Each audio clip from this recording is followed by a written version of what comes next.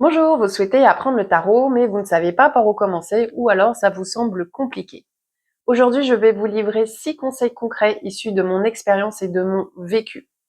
Je m'appelle Jessica, je suis tarologue et accompagnante en cheminement personnel. Et à l'issue de cette vidéo, vous pourrez apprendre de manière beaucoup plus fluide et sereine le tarot. On y va.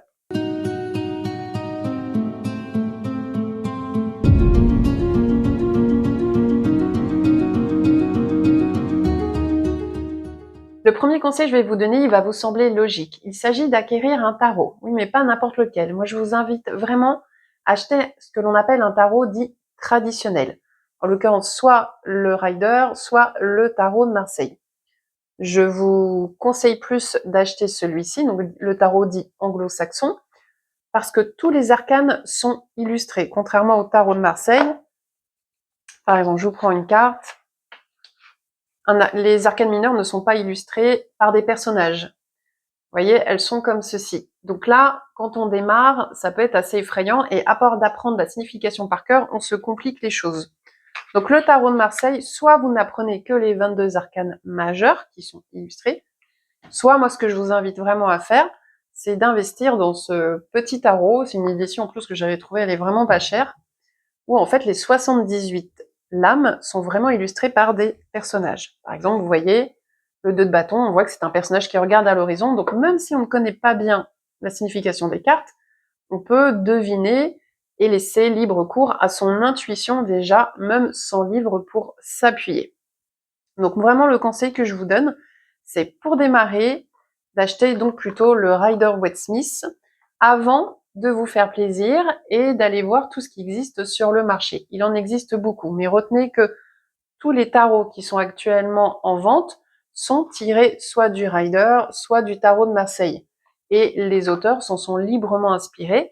Et la plupart du temps, ils n'ont repris qu'un élément de la carte, ce qui fait que vous passez à côté des autres symboles de la carte. Par exemple, ici, j'ai la carte de l'impératrice. Donc, on peut voir qu'il y a la notion d'abondance, avec le champ de blé, les arbres, et il y a l'eau qui coule, il y a les grenades sur sa robe, il y a la couronne avec les 12 étoiles qui signifient quelque chose aussi, il y a le sceptre dans les mains, il y a sa manière de se tenir, le fauteuil, il y a le signe de la planète Vénus ici.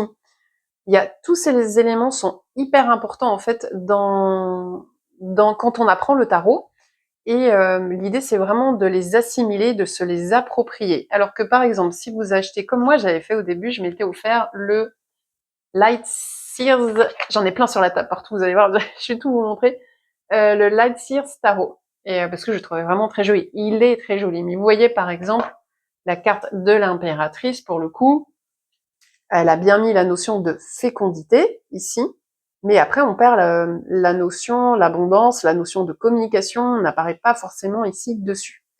Donc c'est pour ça, vraiment, mon premier conseil, c'est de commencer, de démarrer avec un tarot dit traditionnel, en l'occurrence plutôt le Rider-Waite-Smith, parce que tous les arcanes sont illustrés par des personnages.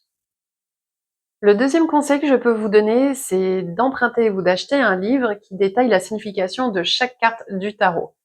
Moi, ma Bible du tarot, ça a été ce livre-là. C'est lire le tarot avec le Rider-Waite d'Emmanuel Ig. C'est vraiment une pépite quand on apprend. Je l'ai tellement ouvert et tellement usé, utilisé que les pages se détachent et j'ai dû mettre du scotch. Je me suis même permis d'écrire dessus, ce que je fais jamais d'habitude sur un livre. Mais là, voilà, j'ai écrit après mes propres annotations pour chaque carte. Ce livre, ça a vraiment été ma base pour apprendre, je vous le recommande vivement. Je vous mets en description les références de ce livre.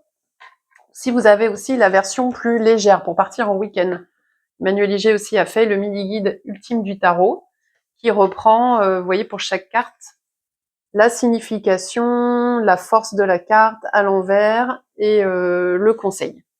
Donc c'est une page, une carte. Donc là, on tombe dans quelque chose de plus simplifié, mais qui est vraiment très bien. Et encore plus léger au niveau du poids, Emmanuel Liger a fait ceci, des fiches pour apprendre le tarot.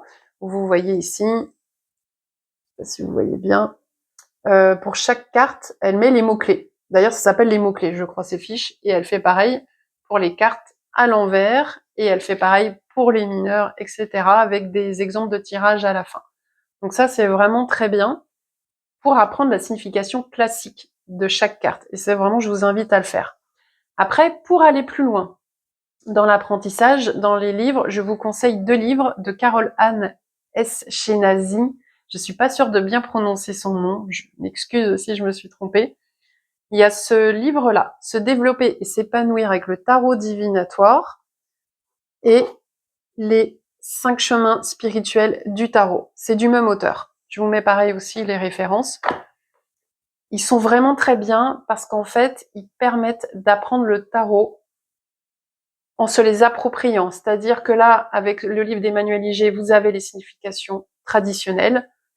Ici, vous allez encore plus loin. Par exemple, avec celui-ci, il est très très bien.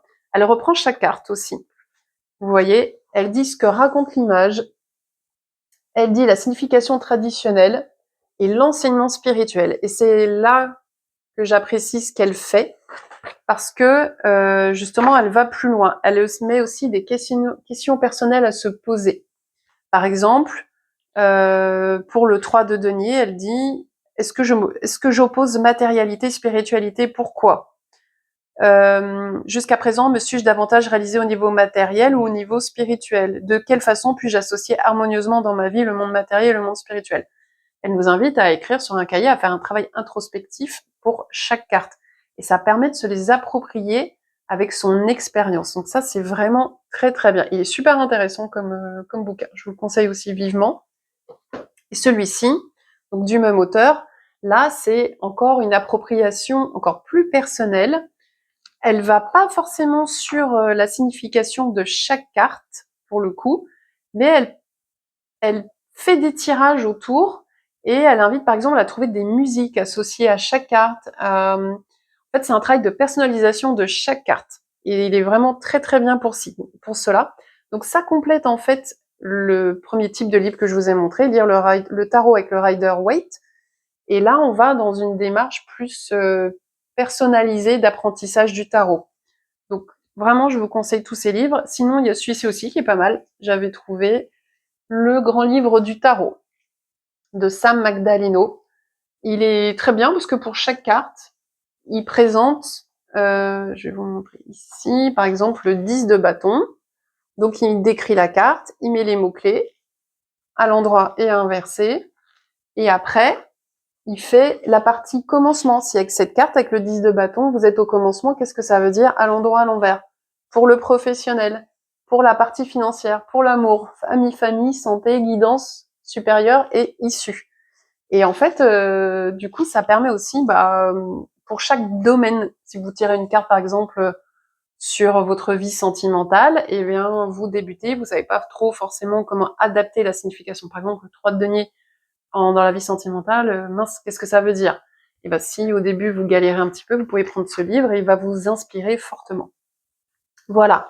Donc ça, c'est tous les livres que moi je peux vous recommander et qui m'ont été vraiment très utiles. Mais vraiment, si je reviens sur pour démarrer, c'est vraiment celui-ci que je vous recommande. On passe maintenant au 3e conseil avec le soleil qui arrive et qui nous éblouit de plus en plus. Donc le 3e conseil que je peux vous donner, c'est avant peut-être de démarrer avec le tarot. On a vu quel type de tarot, quel type de livre. C'est peut-être pendant que vous faites cette lecture-là, vous vous appropriez gentiment les cartes, c'est de commencer avec un oracle. Pourquoi? Parce que les oracles permettent d'apprendre déjà à battre les cartes, à les mélanger, à se créer ses propres rituels. Par exemple, est-ce que vous voulez les purifier? Est-ce que vous voulez tirer les cartes de telle manière? Enfin voilà. Et souvent les oracles sont plus faciles, je trouve, à appréhender.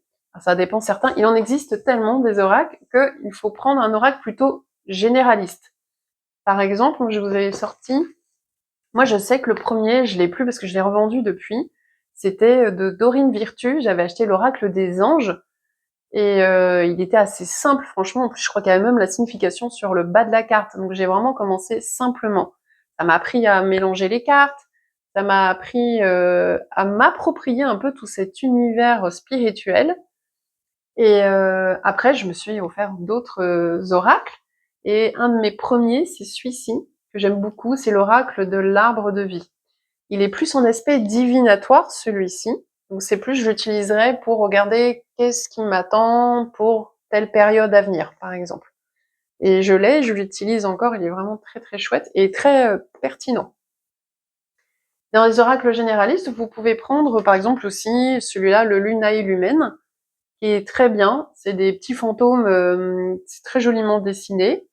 Et c'est des interprétations, vous savez, un peu, il y a la carte du poison, il y a la carte, je sais plus, réussite, etc. On peut retrouver facilement ce type de carte dans plein d'oracles, pardon.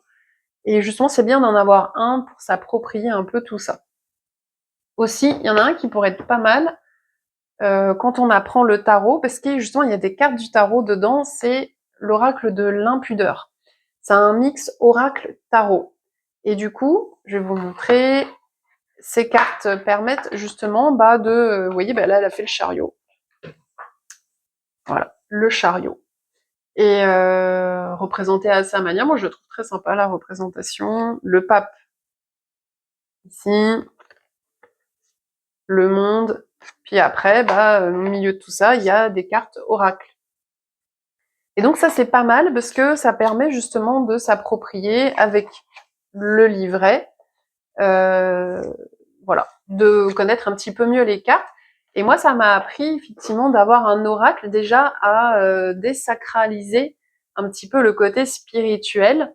Ça a été mettre un orteil dans l'océan spirituel et tout en n'étant pas effrayé. Pour moi, l'oracle, c'était un peu une espèce de bouée, justement, pour flotter là-dedans et me dire, oh, c'est bon, je suis à l'aise, maintenant je peux enlever ma bouée et je peux passer au tarot. Voilà, ça a été une étape nécessaire pour moi de passer par là, et maintenant les oracles, je les utilise encore, mais d'une autre manière. J'achète des oracles plus spécifiques selon mon besoin pour me tirer les cartes. En général, j'utilise le tarot. Les oracles, je les utilise plus finalement à titre personnel, et le tarot, pour moi aussi, mais beaucoup surtout pour mes guidances que je fais. Donc voilà, donc celui-ci il est bien. Donc l'oracle de l'impudeur, je vous mettrai pareil les références. Il y en a un autre aussi que j'ai là, l'oracle, la dame de l'ombre, il est très chouette aussi. Pareil, pour apprendre, il est très bien. Je vais vous montrer le type de carte que c'est. Et ça, c'est un peu le type d'oracle qu'on trouve un petit peu au niveau des significations, pas forcément des illustrations. Vous voyez, la protection, l'éclosion. Voilà, ça, c'est des mots-clés qu'on retrouve assez facilement. L'émotion. J'aime beaucoup les illustrations de celui-ci. Un peu côté sorcière, j'aime bien. Et en fait, voilà, tous ces oracles permettent de s'approprier un petit peu. Vous allez aussi, par la même occasion, donc peut-être vous dire, quand je tire les cartes, j'aime bien allumer une bougie, j'aime bien donc purifier mes cartes. Il n'y a aucune obligation à tout ça, mais vous allez créer vos propres rituels, des choses qui vont vous parler, en attendant d'apprendre en parallèle le tarot. Donc, tout ça, je pense que c'est une bonne étape de passer par les oracles pour avant de monter sur le grand palier du tarot. Donc voilà, vous avez votre tarot, vous avez déjà essayé les oracles, vous savez quel livre il faut. Maintenant, vous pouvez passer à une pratique qui est extrêmement importante, qui moi vraiment m'a permis d'apprendre le tarot. C'est de vous tirer une carte tous les jours, chaque matin, pour représenter l'énergie de votre journée. Donc le matin, vous vous levez, vous vous mettez au calme de préférence, dans un coin tranquille. Vous prenez votre tarot, donc celui-ci par exemple, et vous vous concentrez, vous vous mettez en ce qu'on appelle le mode alpha, c'est-à-dire respiration calme, et vous vous connectez un peu au-dessus, c'est-à-dire vous quittez les fréquences du quotidien. Voilà, ça je vous en parlerai un jour, c'est voler du mode alpha, comment on y parvient. Et donc vous vous concentrez, vous êtes bien, et vous demandez à vos cartes quelle carte représente l'énergie de ma journée, soit à l'oral ou dans votre tête, peu importe, tant que l'intention est là. Vous prenez vos cartes, vous les battez de la manière que vous voulez.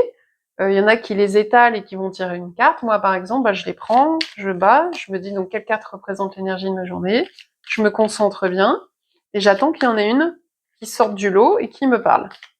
Ce que j'appelle moi les cartes volontaires. Des fois, ça peut prendre un petit peu plus. Voilà. Et là, par contre, vous voyez, j'en ai une qui est bien sortie.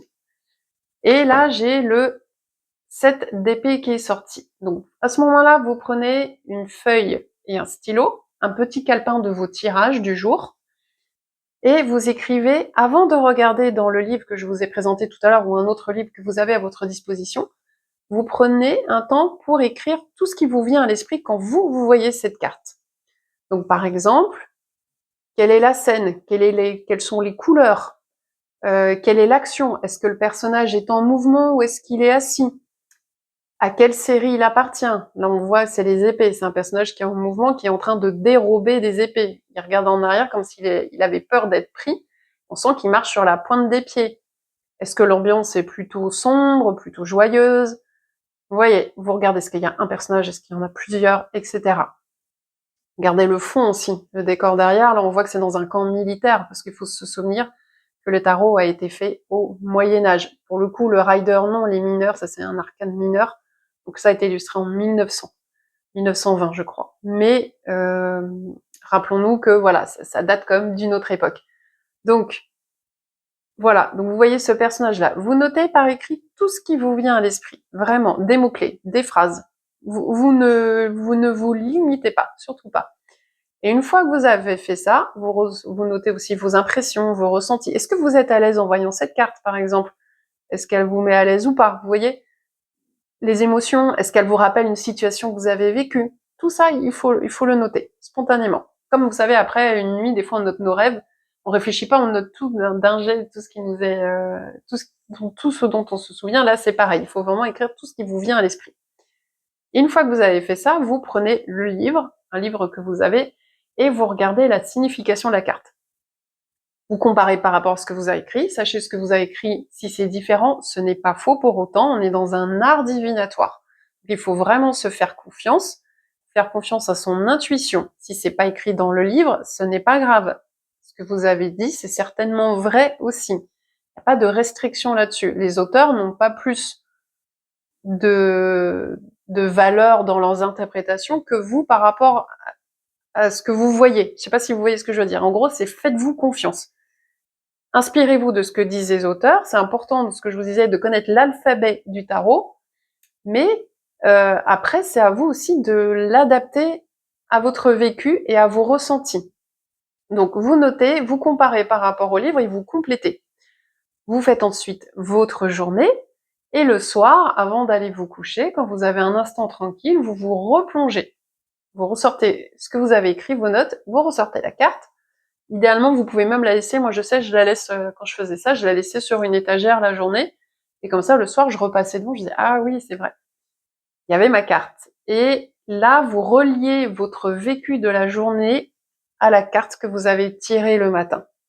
Vous reprenez votre calepin et vous écrivez en mots-clés, si vous avez peu de temps, ce que vous avez vécu. Par exemple, vous avez tiré donc cette carte-là le matin, vous avez fait votre journée de travail, vous apprenez que votre collègue n'a pas été très clean et très honnête vis-à-vis de vous dans la journée, il a lancé des ragots, il vous a pas donné une information, enfin je dis n'importe quoi.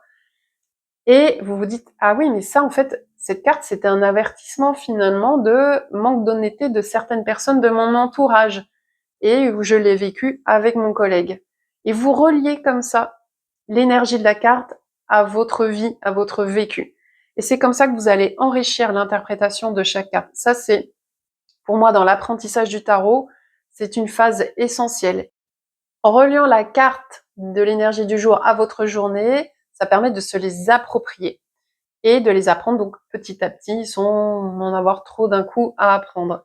Petit à petit, vous allez enrichir vos interprétations. Ça, c'est vraiment une étape, je trouve, essentielle dans l'apprentissage, que ce soit d'un oracle ou d'un tarot, mais surtout dans le tarot. Ce que vous allez constater peut-être aussi, c'est que parfois certaines cartes vont ressortir sur plusieurs jours.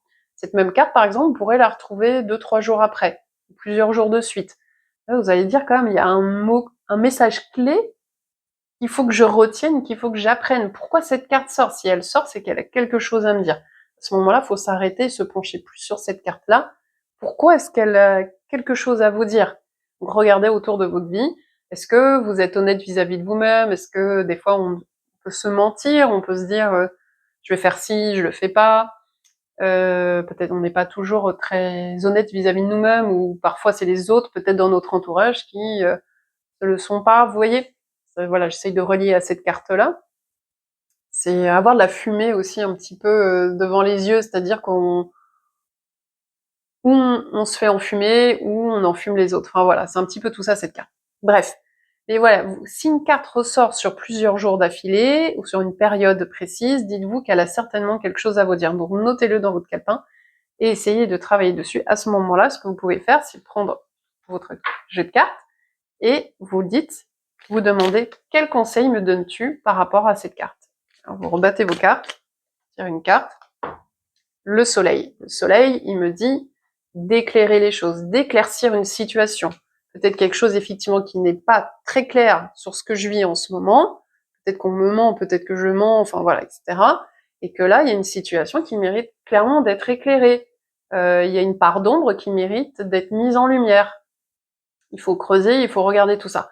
Vous voyez, c'est comme ça que petit à petit, vous allez vous approprier les cartes. Faites des questions simples aussi. Ça, je vous ferai une autre vidéo pour la manière de poser les questions. Là, j'ai une manière vraiment très particulière, très spécifique, moi qui a changé toute ma vie quand j'ai appris le tarot.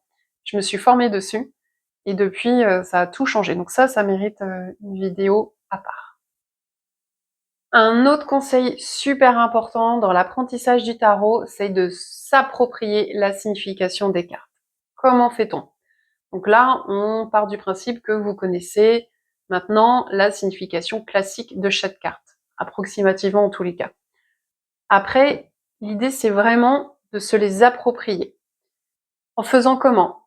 Par la musique, par les séries, les personnages, par ce que vous vivez, complètement. En fait, moi ce que j'ai fait, c'est par exemple quand j'entends une musique à la radio, une chanson, je me demande quelle carte du tarot pourrait chanter cette chanson, ou en tout cas quelle énergie pourrait correspondre à cette chanson. Une chanson joyeuse, je vais peut-être la relier au soleil.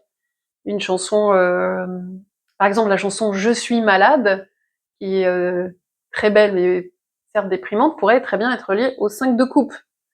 Personnage qui baisse la tête, qui est en deuil, etc. Vous voyez? En fait, chaque chanson a son univers et qui pourrait être relié à une carte. Donc ça, c'est un travail quand vous êtes en voiture ou vous êtes chez vous, vous écoutez la radio ou votre playlist. Eh ben, n'hésitez pas à vous dire, ah tiens, telle musique, ça pourrait être quoi? Par exemple, Tempérance, c'est une carte très douce, très apaisante. Moi, je verrais bien la musique classique pour Tempérance, par exemple, air de Bach. Vous voyez, enfin, ouais, chacun après selon vos styles musicaux, n'hésitez pas à les relier à ce que vous aimez et à vous dire, bah telle carte, ça pourrait être telle musique. Et ça, c'est vachement bien parce que du coup, vous percevez l'énergie, la subtilité énergétique de la carte. Et ça, quand vous tirez les cartes après, croyez-moi, ça aide énormément. Vous pouvez faire pareil avec des personnages de films ou des personnages de séries. Moi, c'est ce que je fais quand je vois un personnage, souvent les méchants, vous savez, un peu complexes, ambigus, etc. Je dis, ah bah tiens, ça pourrait très bien être le diable dans le tarot. Ou par exemple, pour ceux qui ont regardé Game of Thrones, Daenerys, ça pourrait être une excellente reine de bâton. Vous voyez, essayez de vous approprier un petit peu comme ça. C'est pour celles, surtout celles, je pense au féminin, qui ont regardé les chroniques de Bridgerton, Violette, le personnage de Violette pourrait, le soleil est là, ah oh, très bonne reine de coupe. Pourquoi? Parce qu'elle est dans l'émotion, elle aime beaucoup ses enfants, elle est plus douce que d'autres mères, même si elle cherche à les marier aussi, mais voilà, il y a comme cette espèce de douceur et d'amour pour sa descendance, et voilà, donc c'est une très bonne reine de coupe, elle est à l'écoute, dans l'empathie, la compréhension, etc. Vous voyez, selon vos séries que vous aimez, les films, pareil, n'hésitez pas à vous dire tel personnage pourrait être telle carte. Et ça, c'est pareil, ça se permet de se l'approprier. Vous pouvez faire aussi avec votre vie quotidienne, les personnages autour de vous. Moi, mon fils, je lui dis, tu es le valet de bâton, mon fils. Il est, quand il a une passion, il est à fond dessus, mais il va vite changer. Le côté du valet, c'est son côté jeune, justement un peu immature, et ben il change vite de passion. Il va être à fond dessus pendant un certain temps, puis il va passer à une autre passion, être à fond dessus aussi, etc. Donc il va pas forcément jusqu'au bout, il manque le goût de l'effort, par exemple. Donc je lui dis, mon fils, tu fais ton valet de bâton. Donc ça permet aussi de comprendre mieux son entourage. Et quand vous reverrez la carte, après vous dire « Ah oui, tiens, c'est vrai que telle personne, elle est un peu comme ça, donc je comprends mieux la carte aussi. » Si par exemple aussi vous prenez soin de vous, admettons vous décidez une journée cocooning et vous décidez de vous faire belle, ou beau, et voilà, un petit masque, un petit bain, etc. Vous pouvez dire « Je fais mon impératrice ». Pourquoi? Parce que l'impératrice, elle est bien dans sa tête, elle est très bien dans son corps et elle prend soin d'elle. C'est une impératrice. Donc voilà, donc n'hésitez pas à vous approprier aussi les petits éléments et les petits événements du quotidien en les reliant aux cartes. Ce que vous pouvez faire aussi, par exemple, la carte de la tour. Pour vous donner un autre exemple, la carte de la tour, c'est un événement soudain extérieur qui nous arrive dessus. En général, on l'a pas vu venir et ce qui entraîne une remise en question. Moi, je l'ai vécu, par exemple, à la séparation avec le père de mon fils. J'ai pas vu le truc venir. J'ai appris quelque chose qui m'a choqué. L'impression, vous savez, quand le sol se dérobe sous nos pieds, et ben la tour pour moi, après, à l'époque je ne connaissais pas le tarot, quand j'ai appris la tour, je me dis oui c'est ça, c'est ce sentiment-là que j'ai vécu, c'est un peu le sentiment, paf, on nous met une claque dans la figure symboliquement, et waouh, on sait plus où on est, et ça remet tout en question, et c'est assez violent.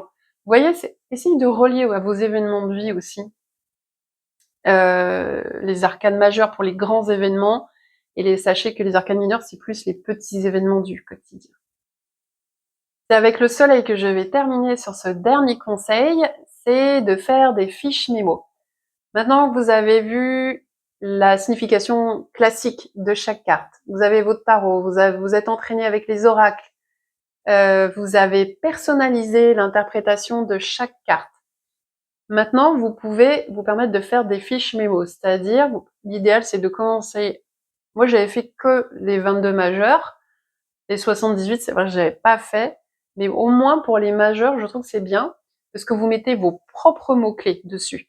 Par exemple, impératrice, donc on en parlait, et ben ça pourrait être bien-être, indépendance émotionnelle, ça pourrait être côté charnel, communication, abondance, fertilité, tout ce qui vous vient à l'esprit. Et si vous tirez les cartes à l'envers, n'hésitez pas à mettre les mots-clés à l'envers. Donc là, à l'envers, en carte renversée, l'impératrice, ce serait plutôt, par exemple, dépendance affective, des problèmes avec la maternité, avec la féminité, stérilité, dans le sens, il n'y a plus rien qui pousse, donc dans notre vie, c'est un peu mort en ce moment, vous voyez, tout ça, des problèmes de communication, problèmes relationnels, parce qu'avec l'impératrice, on est dans le relationnel.